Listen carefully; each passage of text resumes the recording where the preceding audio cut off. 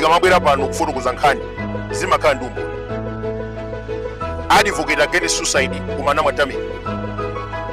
Amadana ndi ignorant propaganda every day akutchula mayina without evidence. Malamulo amafuna umboni. Ndi chifukwa chani azeroya akungotchula anthu without evidence. Akuti anaphunzira kwambiri. Akamayankhula zosamveka. Kumangodzikola kulanga ndi mwana. Nkhani kuchokera kuchitipa vaya kalonga.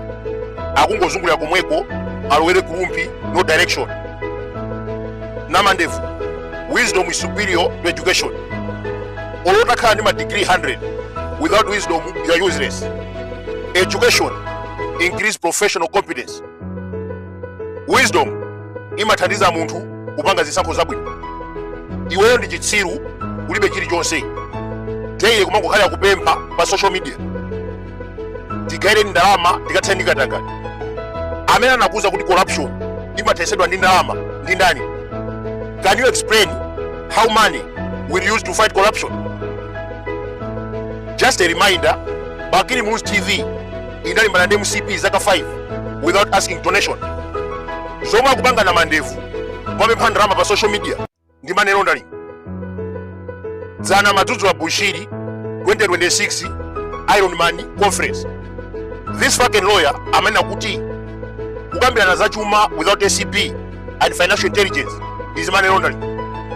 Ndelero tukudabwa akupempha songa pa Facebook without ACP and financial intelligence. Kodi imeneyi si money laundering? Munthu ameneyu akulephera kuchosa nyasi mudiso lake. Ndi zoba oswapogwira.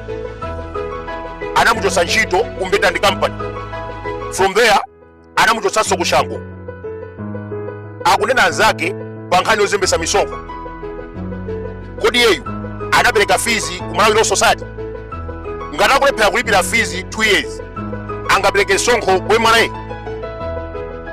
Zana ndi mafusa. Iwe na mandevu, Frank Mbeta anakulemba ntchito kapena ayi? Akuti zonadi anandilemba koma ndinasiya ndekha. Akulephera kuvomereza kuti anamuchosa ntchito. Akuluakulu, Frank Mbeta anali bwana wa Kamangira. That is why akumpangira saji. Kodi Kamangira munanama mukhoti kapena ayi? Akuti zonadi ndinapereka mbono wabodza koma Justice Ive Kamanga anachita kutumidwa ndi chikopa kuti andipeze mlandu wa perjury. Amalawi mukhoza kuona pamenepo. Gawo ameneyu amazitenga ozindikira koma ndi zoba. Anakwanisa kunamiza khoti watimo pa social media. Ndiye tusafuna opposition. Aliyense akangotsutsa maganizo ake akumenera kuti wa corruption. Oyimba asapange show akuti money laundering. Komatu yeyu akupanga songa pa Facebook. Mwamuona akuonesa ma transaction amene akulandira. So ngati sakuonesa, that is also money laundering. Ananyenga housemaid kumpasa mimba. Chosathandizira mwana kukachani.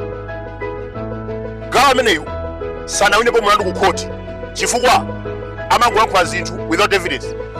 Mmene akuchitira pa social media kumatchula mayina popanda umboni. Pa court amachita chimodzimodzi. Judge Ive Kamanga anampeza ndi perjury. Mapeto ake anathawira kunja.